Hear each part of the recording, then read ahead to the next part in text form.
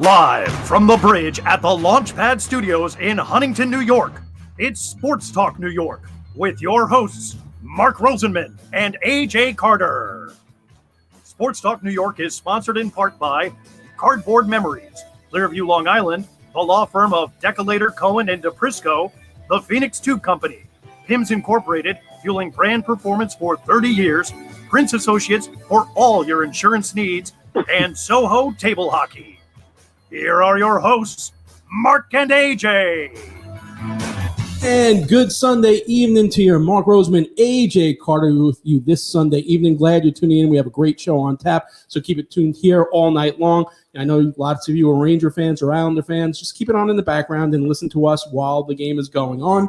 Right now, it's time for the Major League Baseball Report with John Coppinger. It's sponsored by Cardboard Memories, which is one of Long Island's most reputable memorabilia retail stores for over 29 years. The owner of Cardboard Memories, Scott Stamell, is known for his knowledge and savvy of authentic autographs. He's been featured on HBO Real Sports with Brian Gumbel. Cardboard Memories possesses the honesty and integrity one should want and need from a memorabilia source. That word kind of just melded into one.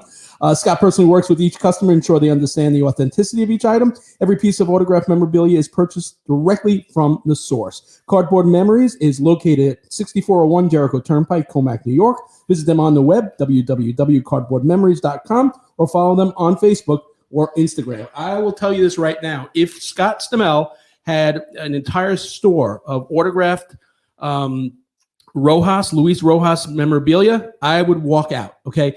I'm over him. Granted, listen, spoke to a few Met fans and they told me today, listen, a couple of timely hits and the Mets have a much better record and we're not doing this. But, last year there was, to me, one fireable offense when he had the opportunity to move Jacob deGrom a day to maximize Jacob deGrom for 2 7-inning starts. He didn't do that. That, to me, was a fireable offense.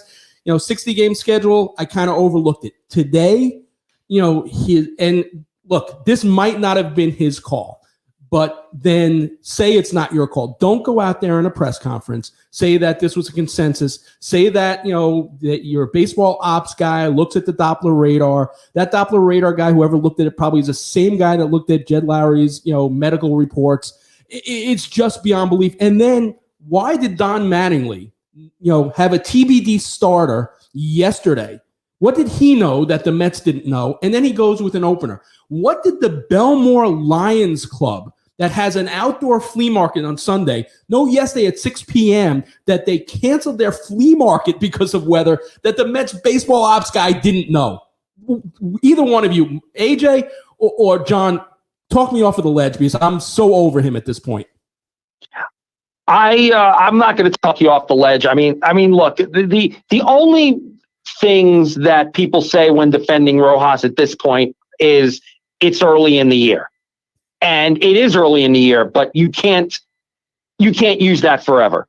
You can't do that to one of your top pitchers. You can't do that to any of your pitchers to make them go out there, decide at noon you're going to play when the radar clearly said that it was going to rain on and off until 3, and it was going to rain its heaviest at 1 o'clock. You cannot risk that. And this was the worst case scenario to bring him out there for 2 hitters.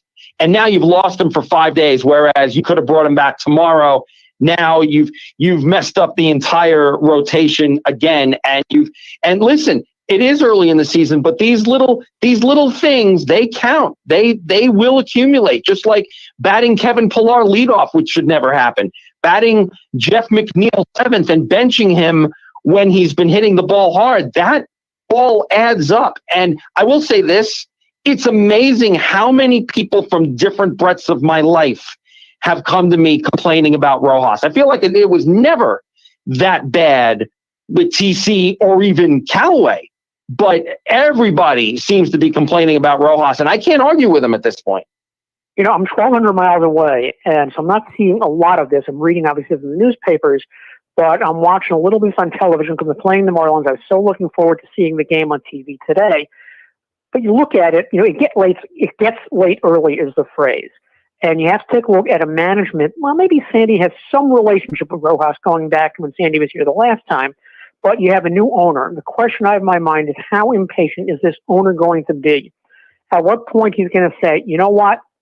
This guy is not our guy. It's New York.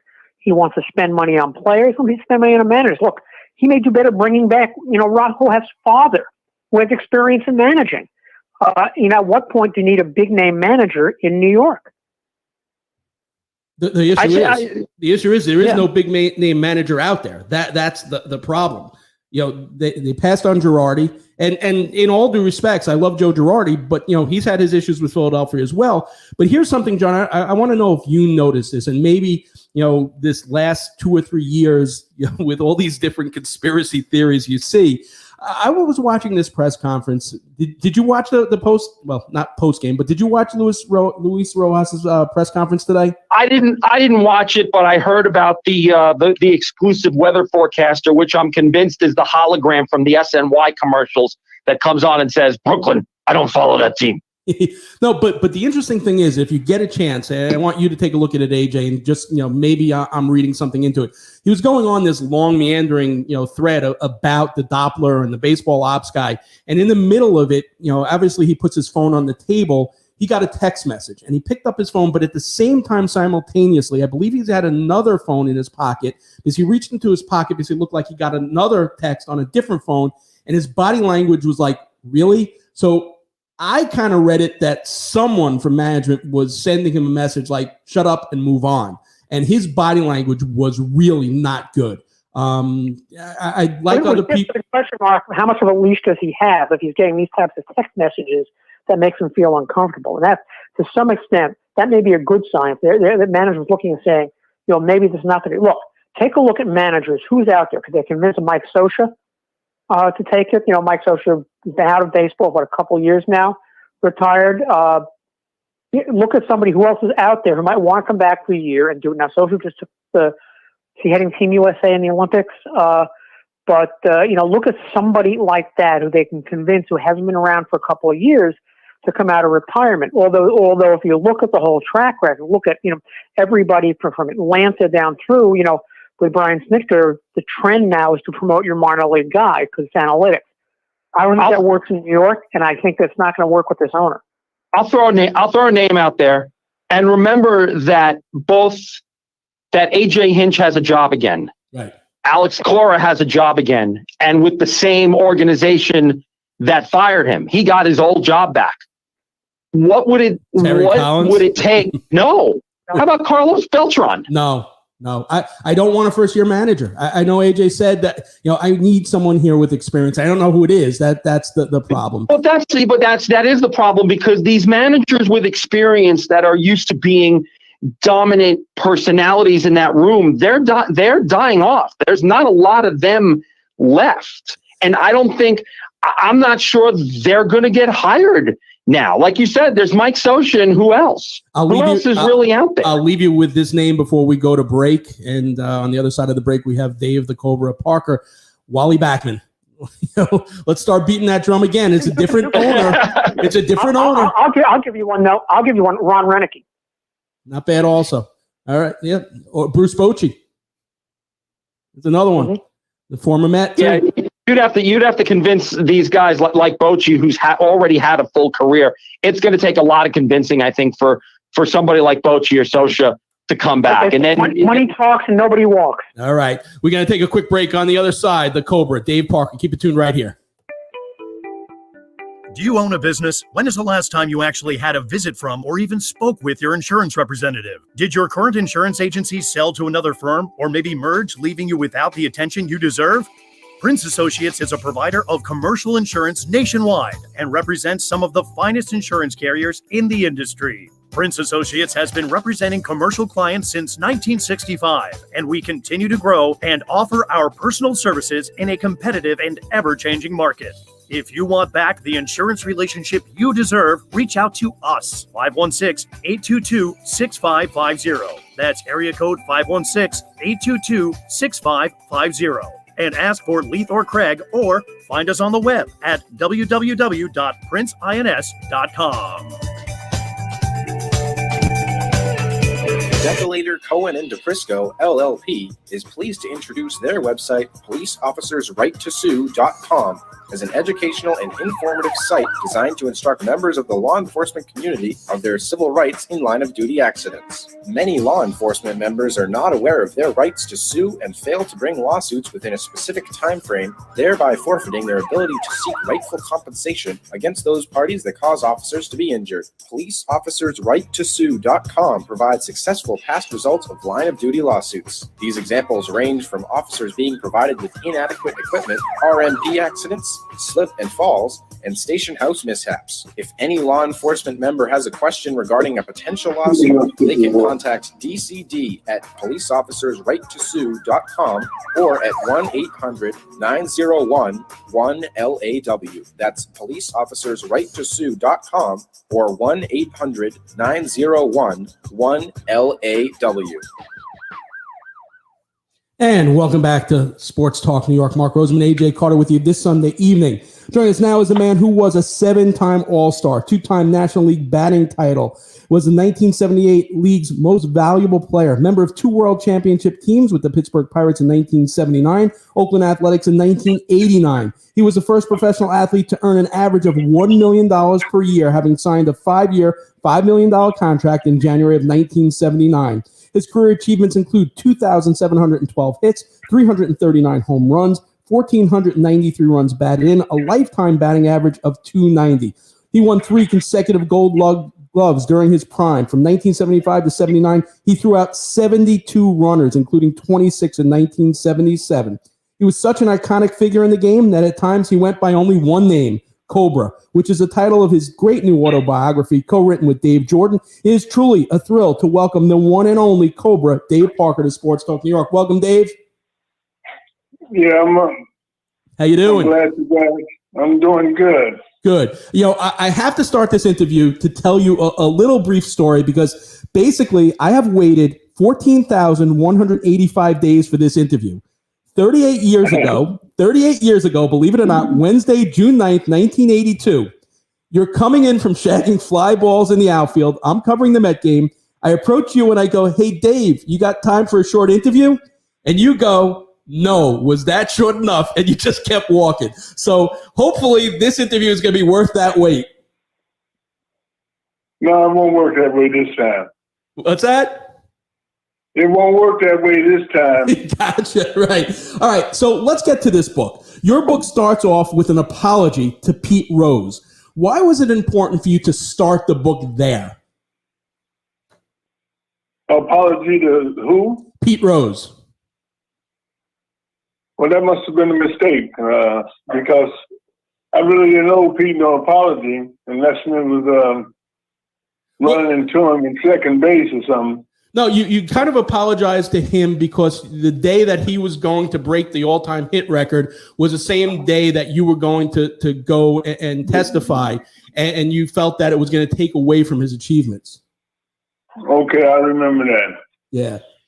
But I flew back and forth from Pittsburgh every day to be on the field for Pete doing that championship hit he got. So I was around Pete and there for him during that time. You also mentioned that you had so much confidence behind you for all sports because when you entered high school, you're 6'4", 224 pounds. You basically scored 20 points a game in basketball. You rushed for at least 100 yards plus a touchdown every week in football. You're the starting catcher in your baseball team. You pitched as well. But you said that football was your number one sport, and you really dreamed of playing for Ohio State. But so many things happen. You get injured. Your girlfriend Deborah becomes pregnant, which weighed heavily. Do you ever wonder what your life might have been if you didn't get injured and you continued on in football? Well, I would have probably followed the trail of sports, but Ohio State was something that I really wanted to do. And you really not read the book because you mentioned Deborah. Deborah was my high school girlfriend and the mother of my oldest daughter. Right. I read it from cover to cover. I loved it. I absolutely loved the book. Yeah. And we always make sure that we read the books when guys come on. So it always interested me because you really were a force in football. It would have been interesting, but you also had an early tryout at Crosley Field, and Pete Rose was actually looking on at that time. The Reds wanted to sign you, but you were only in 10th grade. Growing up a Reds fan, what was that tryout like for you, knowing that you might have been able to fulfill that dream of playing for your hometown team? Well, you always dream of playing for your hometown team. I think every kid in America has done that. But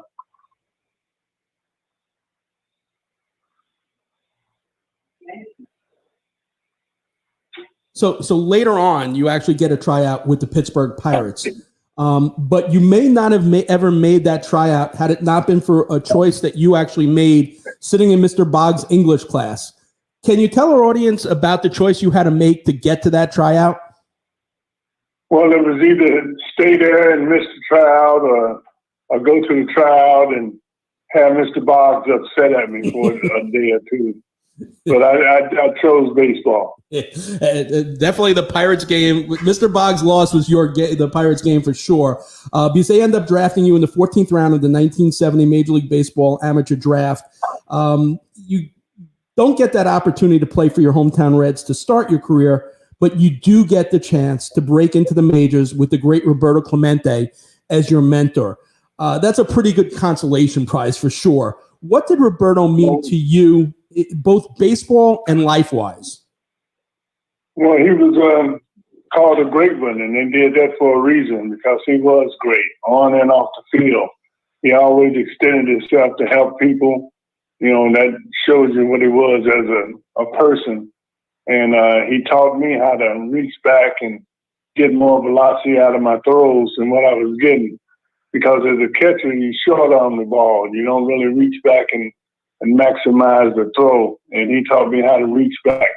And I ended up winning some assist titles because of that. I had 21 assists one year, and it was all about reaching back and throwing the ball with velocity. What I found fascinating about the book is you also detail a lot of the interactions and calculations that run through a player's mind during spring training. Back in Pirate City in 1971, you size up the competition, but there's a particular moment that you talk about in that camp that stood out to me. I just gave me chills. You're taking BP, you're hitting, basically hitting screaming line drives all over the place, the ones that you not only see, but you also hear. And as you get out of the box, an elderly man says to you, "I never saw anything like that in my life. You got some swing, son. You're going to be special one day." You remember who that person was and what that meant to you? Well, it was Pat Trainer, I believe. Yes.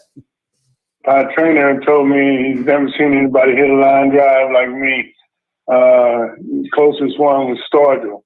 And Stargell could hit some line drives because I used to hate being on first base for a single with him hitting four. So Pat Trainer gave me that great compliment. A legendary Pie Trainer. I have to imagine, hearing that as a kid from one of the greatest third basemen to ever play the game was something special.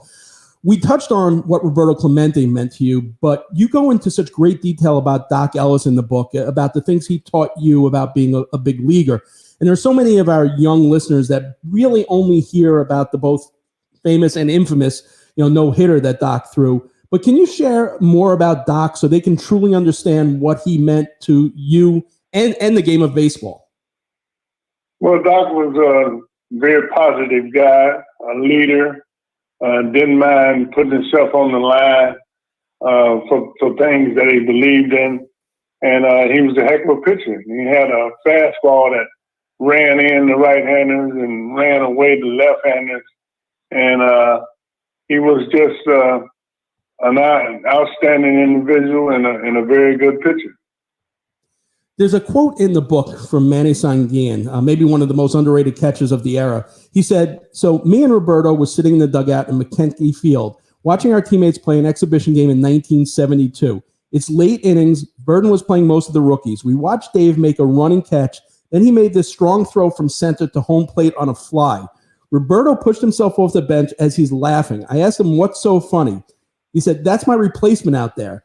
I said, 'What are you talking about?' I laughed back. 'He's not in your position. Roberto stopped laughing and just smiled. He walked past me. I know a right fielder when I see one. Roberto was right, but the circumstances were not the way anyone would expect. New Year's Eve, 1972, baseball loses one of the greats of the game. What did the tragic loss of Roberto do to that clubhouse as far as leadership?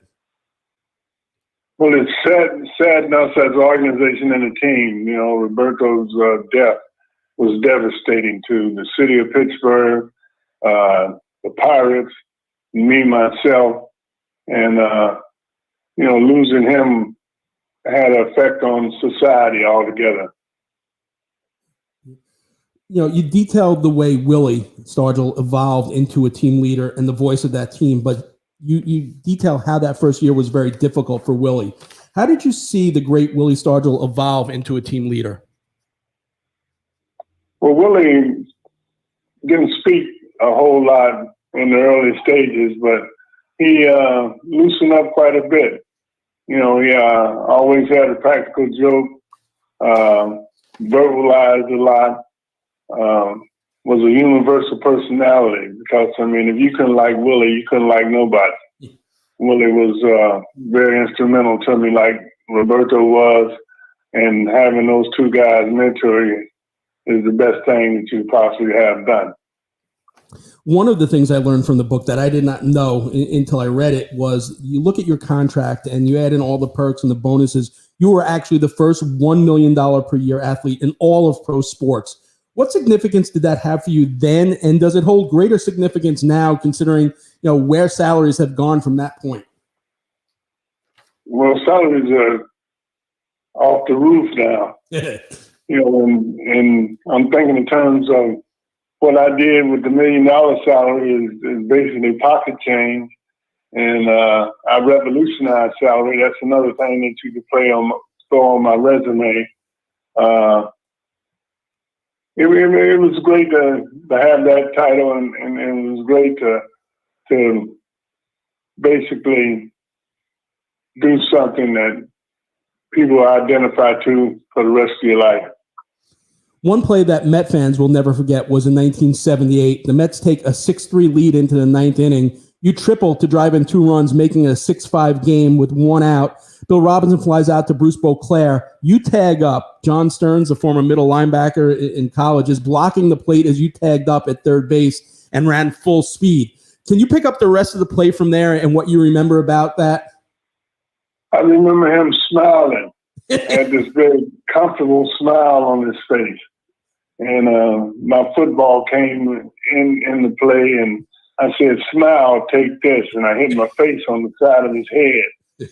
And I saw him, and when I was coaching with the Cardinals, he was with Baltimore, and I'm going to take my guys down the hit. He's coming back with his guys. And he said, "Hey, Dave, how's that jaw coming?" I said, "It's coming fine." I said, "But I played 14 more years. How long did you play?" That's awesome. We had an exchange. There's another great story concerning the Mets. It's the brawl they had with the Reds, which started with Ray Knight and Eric Davis, which is pretty cool. You mentioned that you actually drove to the hotel after that game. But I've been told that there's another story that didn't make the book that concerned Wally Backman. Can you share your Wally Backman story with us? Well, something had happened during the game, and I think I hit a home run, and I was doing my trot, and he had some comment about me doing my trot, and that kind of lasted the whole series. And I had a play where he had to field the ball from the shortstop, and he had his back to me. And I just slid, and he rolled up my leg, and he gave me a dirty look. He didn't have too much to say, but he evidently knew that I wasn't the type of guy that you want to say anything about. You win your first World Series, 1979, beating the Big Red Machine on your way. Did beating the Reds have any added significance to you? Yeah, because they knocked us off for about 3 or 4 years in the playoffs. and the Red Machine kept us from getting that playoff and that playoff money, and just the notoriety of being the division champions. And the Reds knocked us out about 3 years, and we finally got them in '79. Another relationship that you go into great detail in the book is your very close relationship with your longtime agent, Tom Reich. You noticed Tom early on in your career as he worked with Doc Ellis. What was it about Tom that drew you to him, and what made him such an important figure in your life? Well, I got introduced to Tom through Doc Ellis, and he was like top dog in being an agent, and I needed an agent, and I might as well went with the best at the time, and that was Tom. So obviously, aside from the greatness you possessed on the field during your career, you also included some pretty big mistakes, including drug problems, which started as pain management. When reflecting on those mistakes during the process of doing this book with Dave, what were some of your thoughts? And do you ever reflect on that and think how any of it could have been avoided, if at all? It was a society thing. Everybody was doing it. And I was around people in the medical profession, music profession, and it was just something that happened. I thought it was a fad. I thought it was something that was going to last for a short period of time and be done with, but it didn't. And I've seen it affect quite a few guys' lives. And like I said, I thought it was a fad. So how much of those issues do you think have affected your bid for the Hall of Fame? Currently, there are 26 right fielders in the Hall of Fame. You rank 15th out of that group in hits, ahead of, for example, Vladimir Guerrero. You rank 10th in extra base hits, 11th in home runs, 13th in RBIs. So does it surprise you that you're not in the Hall of Fame? Yes, it do. I couldn't do no more. I mean, my father told me to win everything at least once, and I think I did. I got 3 Golden Gloves, 2 batting titles, 2 World Championships, 3 silver bats. I've done everything that you can do as a major league player. Somebody needs to find out from the committee, Hall of Fame committee, why I'm not in the Hall.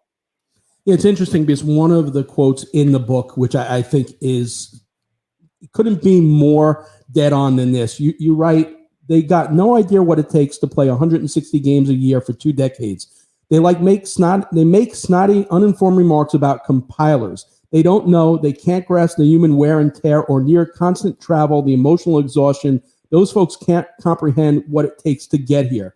So, that being said, aside from you, there's another guy on that Pirates team who I feel gets overlooked all the time as well for the Hall, and that's Al Oliver.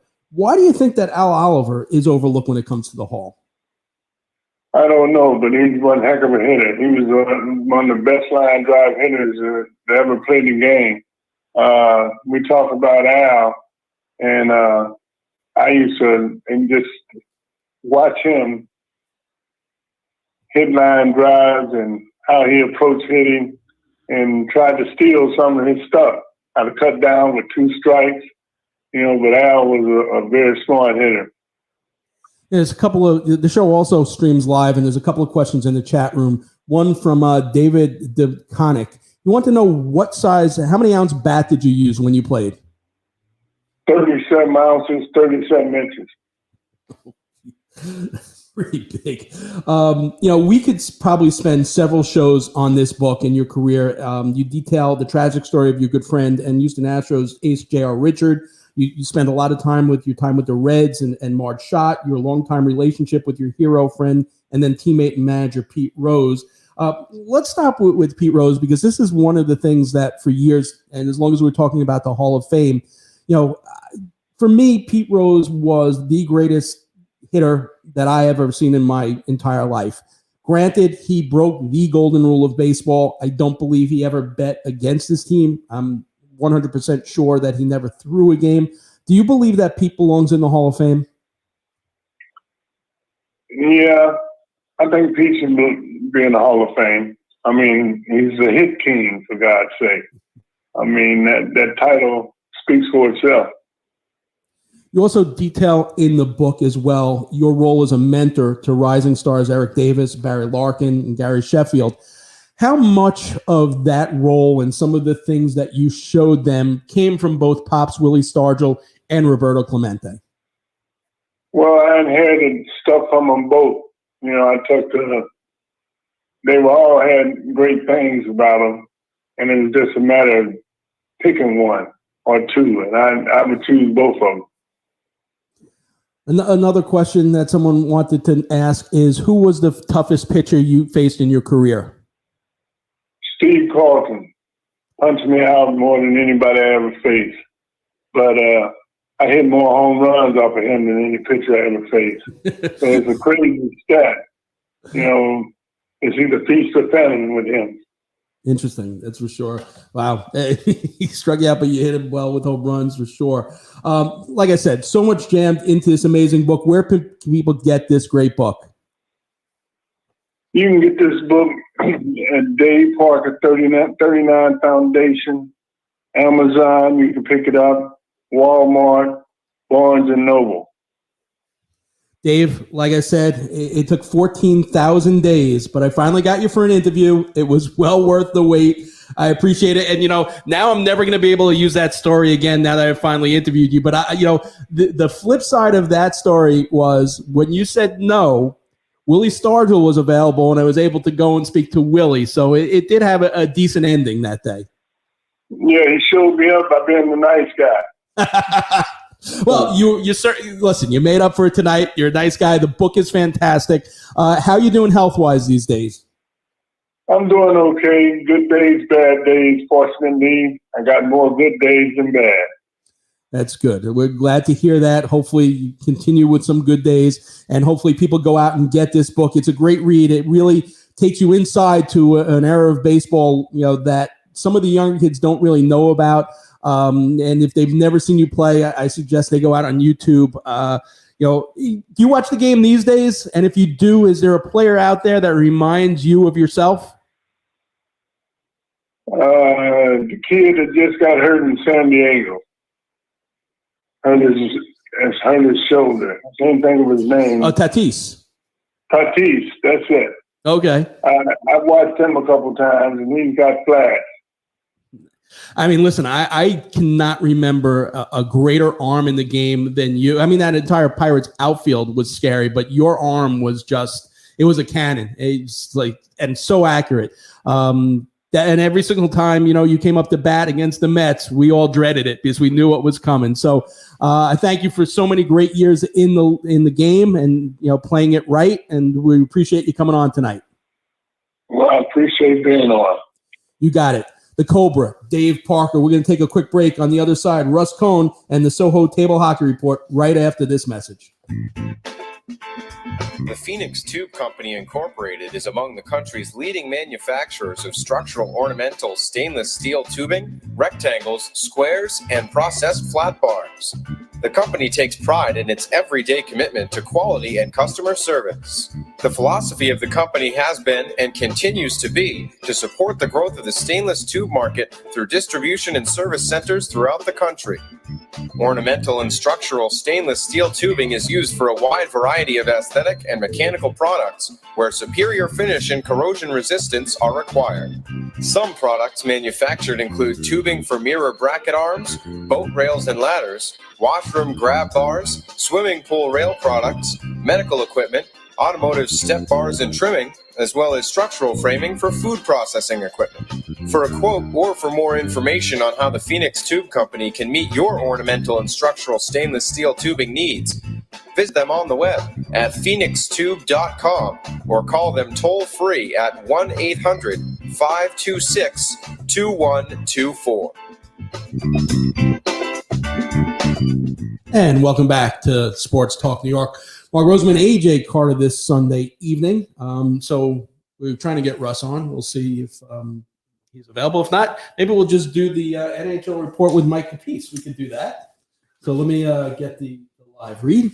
And we'll just change it a little bit. It's time for the NHL Report with Mike Capice, sponsored by our friends over at Soho Table Hockey. What's table hockey, you say? Some of us might have grown up with the rod hockey or bubble hockey game or even air hockey table games. Soho Table Hockey has embraced the nostalgia of those old tabletop games, designed a whole new board for the future, handcrafted with designer woods, state-of-the-art playing surface, unbendable rods, energy-absorbing walls. This is a table hockey game that players age 8 to 80 can enjoy. Even better, the exceptional quality and design allows the game to stand up to the intensity of tournaments, which is why Soho Table Hockey is the #1 choice of championship players throughout North America. Visit Soho Table Hockey to learn more and start your order on a custom game. You can choose your wood, a center ice logo, and even the team matchups. Go ahead, drop the puck. You'll love Soho Table Hockey so much you won't be able to stop playing. So, we have Russ. Oh, so now we have to change the mic piece to Russ. All right, Russ. So let's talk trade deadline. You were dead on,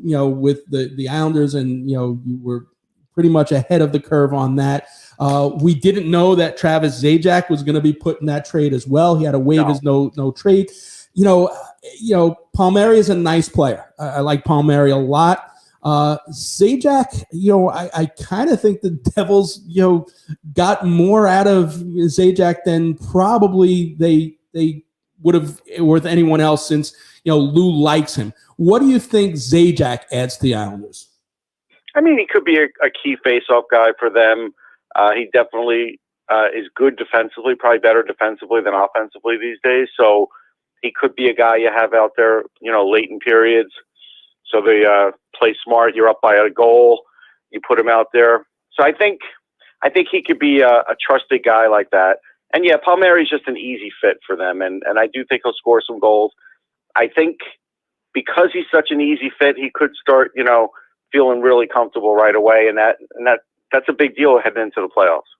It's funny because when I first heard the news, I immediately flashed back to J.P. Parisi and Drew Druin, and I kind of really quickly went to see what their stats with the North Stars were before they got traded to the Islanders and saw their increase. They basically both got traded the middle of the season. It was at 37 games and 35 apiece.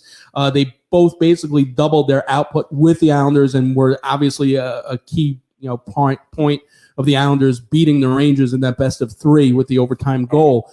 I don't think that either one of them will double their output so far, but I don't know. I mean, it's a 1-game sample that I saw, 2-game sample actually. I didn't see either one of them as a factor in the Flyer game, and I certainly did not see either one of them having any impact whatsoever in the Ranger game. Granted, it takes time to get acclimated to a new team. Yeah, and I think they lost their legs in the Flyers game. Like, it looked like by the middle of third period they were dead tired. Playing early. So I think it could be a couple more games, but they could double their output. I mean, not out Zajac, but I think Palmieri could. I don't think he'll be exactly Butch Goring like, but I do think he could add a lot, especially when it hits the playoffs. So I have high hopes for that. Okay. Do you think they're done? Do you think they'll add another piece by tomorrow? No, I think they'll still probably try and add like a depth defenseman cheaply. So I don't think they're fully done yet. Okay, as far as the Rangers go, obviously I don't think they're not looking to add any players, certainly not any forwards to the mix, and their depth at defense is also pretty stocked. Could you see them? They have 2 UFAs coming up. One is Brendan Smith, who I think would be a really nice piece for a cup contender. And the other one is Phil DiGiuseppe, who's also could be a nice little depth forward for a team, on the cusp. Do you see either one of those getting moved? And if so, for what round draft pick? I mean, if DiGiuseppe goes, it'd be like a conditional 7th, and maybe, they say, hey, it's probably just a 7th actually, because, I'm thinking about it, and Riley Nash is better than he is, and he was a conditional 7th. So I'd say a 7th for DiGiuseppe. I'd say for Smith, you might be able to get a 3rd or a 4th. I think a team like Edmonton can use Smith because, there are times where they could use a little bit more gumption on the blue line, and I think that would help them. You could still see Brendan Smith go to the Leafs looking for a depth defenseman, but they just gave up, a 1st and 2 fourths for Foligno, so I don't know how much more they'll give up, but they are still looking for a depth defenseman, so it wouldn't shock me if he went there either. So I do think that we keep hearing Colin Blackwell's name. I really do think at the price he's at, the Rangers really need to hold on to him, but his value probably won't ever be any higher, so his name is going to get volleyed about until the day's over. Quickly, AJ is not on this call, but he did want to talk about the Vancouver Canucks and what the remainder of their season looks like. They've been ravaged by the COVID-19 pandemic, and where does the team go from here? Well, they're supposed to play next Friday, so I guess we'll all cross our fingers and hope that they play. But then the curse of being out for so long with COVID is now your schedule is super compressed. So I mean, they're not going to make the playoffs. I don't even think they're going to think they could even make the playoffs. I think they're just trying to finish out the season. The NHL is just desperately trying to not have a team not complete their season, but I don't know if they should go to any more lengths to stop it. Like if there's one more stoppage with the Canucks, I'd just leave it alone and probably let them either cancel their season or just play as many games as they can, and that's it. I probably wouldn't go any further with them. Mike Capisa and I were also talking about Alexander Georgiev. And we talked about Dubnyk being moved. Are there other teams that might be interested in him as a goaltender? And do you think the Rangers, since they have Kincaid and, obviously Shesterkin is going to play a bulk of the games going forward, do you think he's in play at the deadline to a team looking for a goaltender? I would say I hope not for their perspective, because you really can't count on Kincaid. I don't think you can count on him for even being a reliable NHL backup anymore. I know he had some games, but he was really exposed to at times. If Quinn doesn't like Georgiev and they trade him, I think that's a big mistake. If you put him on the market, I know the Leafs wanted him 2 years ago. I don't think the Leafs can afford him now, right this moment, after they've just made all these trades, but the Leafs would certainly trade for him in the summer. So I think they would be interested. Colorado made their move. Edmonton, they got Stalock hitting in the background, but they had a chance to get Georgiev, I think they would jump at it too. I don't think the Rangers are offering him up. And lastly, in Edmonton, kind of a mistake by the NHL. But I have to say that Connor McDavid handled it very well, and I think might be a galvanizing moment for them, scheduling a game on the day that they had the Colby Cave Memorial Service. What did you see out of that, and what did you see about, obviously the response in that game was not good, but what did you see afterwards in the aftermath of that game? I didn't see any. I didn't notice a lot online, and maybe, it just eluded me. It probably wasn't the greatest scheduling for the for the NHL, but in this compressed season, it's going to be hard for me to blame them. There's not that many days off anymore, and until they start going into the playoffs. So it kind of is what it is. I'm glad McDavid did handle it that way, because there are some guys that really get it as far as what they are in the league, and it's not that you should always protect the league, but it's just in a situation like that, I think he really did realize there weren't many options. All right, Russ, we appreciate it. Next week we'll know all the ramifications. We'll know everything. We certainly will, and we'll go over it with you next week. Russ Cohn here each and every week with the Soho Table Hockey Report. We'll take a quick break on the other side. Sunday Papers, and then the NBA Report with Chaim Tauber. So keep it tuned right here. If you're a company looking to increase your visibility, to make sure your promotional materials get packaged in the most attractive way and distributed most efficiently, then you need to call in PIMS. Whether you're launching a new product and need to assemble customized influencer packages, or looking for a more efficient way to manage your inventory and collateral, PIMS involvement helps maximize the impact of your brand's performance.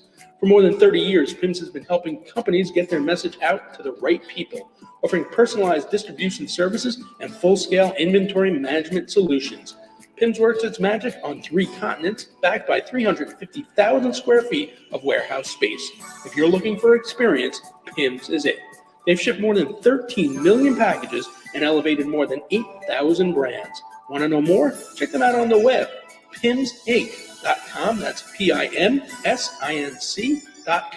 and read testimonials from their satisfied clients. That's PIMS, the first name in marketing support.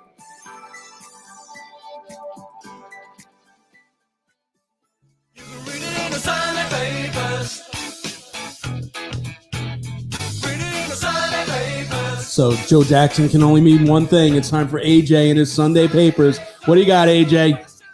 Well, this actually is a message to Julian Edelman, the Patriots wide receiver. If you remember, a few months back, or a month or so back, Myers Leonard from the Heat made an anti-Semitic remark, and Julian Edelman said, the way to solve this, I'll invite him over to Shabbat dinner. Well, fast forward to Paul Pierce, who did an Instagram video that got him fired from ESPN. And an Instagram thing, he live streamed a video from his house. He's getting massaged by scantily clad women. He appears to smoke marijuana. He's following COVID dancing protocols, and he says, you know what? I really would like to go to Shabbat dinner somewhere. It sounds like an experience I would like. I don't know why that fits in, but he said, can somebody invite me to their Shabbat? I would love to have a sit-down meal like that because I never really had the type of family environment growing up. You know what I'm saying? I would love to join one of you all Shabbats. Never had that in my life. I never had any pops around here said, so, Julian Edelman, here's your challenge. Call Paul Pierce and invite him to Shabbat dinner. I think the earlier part of that video also was about some guy who was losing a lot of money in poker, and that guy was supposed to be celebrating Shabbat, and so Shabbat, and Paul Pierce said he's all about that Shabbat, and someone who is all about the Shabbat. Forget Julian Edelman. I think Chaim should invite Paul Pierce over for Shabbat. What do you think, Chaim? I love it. And as far as segues and introductions, guys, this might have been a top 5 for sure. So go ahead. AJ, what do you want to talk about Chaim about? I want to talk about something that is not on the court, but is coming up, and that's the new prospective owner for the Minnesota Timberwolves. Oh, no. If you remember, A-Rod and J-Lo were unsuccessful in their bid to buy the Mets, and now A-Rod seems to have a successful bid with a billionaire partner to buy the T-Wolves. So here's the question, Chaim. If you're a Minnesota fan, a Minnesota basketball fan, given A-Rod's ties to Seattle, is this a good thing or a bad thing? If you're a Minnesota basketball fan, you haven't been to a game in 20 years either way. But honestly, Seattle deserves a team. Seattle's a great fan base. I don't know how much of a difference A-Rod as a silent or a secondary partner was really going to make in terms of relocation. If it was happening, I don't think A-Rod's pushing that bid over the edge. I don't think it makes that kind of a difference. Honestly, A-Rod has ties everywhere, be it New York, Miami, Florida. I don't think there's a whole lot there in terms of A-Rod's involved. So there go the T-Wolves. I would say look at the product on the court, and you could be like, okay, maybe there go the T-Wolves. But that goes back to the mid-'90s. On the court, let's talk about how concerned I'm starting to get, and you meant about the Nets. And a couple of things. They can't seem to put their 3 stars on the court at the same time. They keep on adding these aging former stars who may or may not be good role players. But unless you have your big 3 out there, and now Kyrie Irving gets thrown out of the game last night, he's missing tomorrow night's game once again for personal reasons. If you're a Nets fan, how concerned should you be? How concerned should be as far as the health or as far as Kyrie goes? I'm sorry. Well, as far as everything, as far as the prognosis for the team going on, if they can't seem to put all 3 guys on the court, Kyrie seems to keep on having personal issues, and Durant's finally back, but Harden's still out. So what I would say, as far as the Kyrie thing, you made your bed. You kind of know what he is. He's missed a ton of time this season. Not as much as KD, a little bit more than James Harden, and the guy hasn't really been hurt yet, and that's just what he is. He's high maintenance. A diva might not be the right term, but yeah, this is kind of what you get with Kyrie Irving. He gets thrown out of the game yesterday, and he's not standing in front of the media. He's got his teammates doing it for him, and that's kind of just what he is. Winning is the magic elixir. If the Nets manage to win, and I do think that this is a team that can win with only 2 out of their 3 stars. I think that if you were to pair, James Harden, Kevin Durant, honestly, almost any combination of those 2 playing the way they have been with the aging superstars who they do contribute. LaMarcus Aldridge is not a guy who can or ever could have been left one-on-one in the block. But teams can't double him anymore. And he is able to kick it out if teams do bring a double team. You have shooters all over the place. You have scorers. You have playmakers.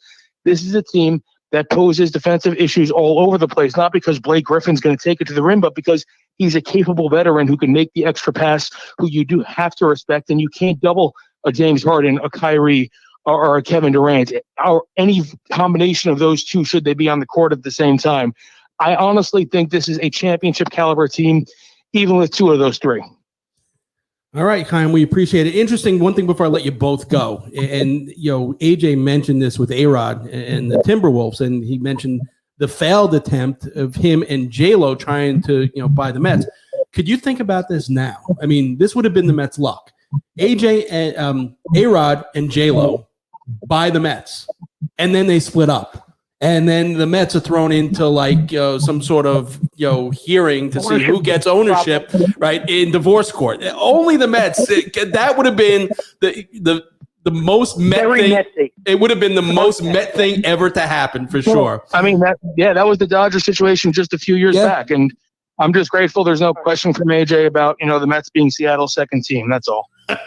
All right, Chaim, have a great night, and you have to fill us the detail when Paul Pierce comes over for Shabbat dinner.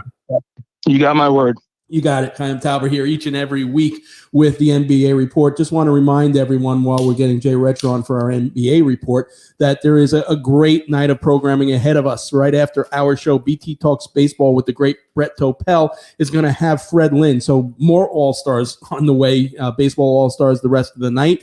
After that, the guys in the interlocking NYs have Felix Mian, a six-time All-Star. So it's a lot of baseball talk tonight, which is great. But like I said, keep the New York Ranger, New York Islander game on in the background. Watch it. You don't need to have as much as I love Sam and Joe or the Islanders broadcasters, you don't really need to listen to the first couple of periods. The third period, maybe. But keep it tuned right here for the rest of the night. We're going to close out our show with the Capco NFL report with Jay Retcher.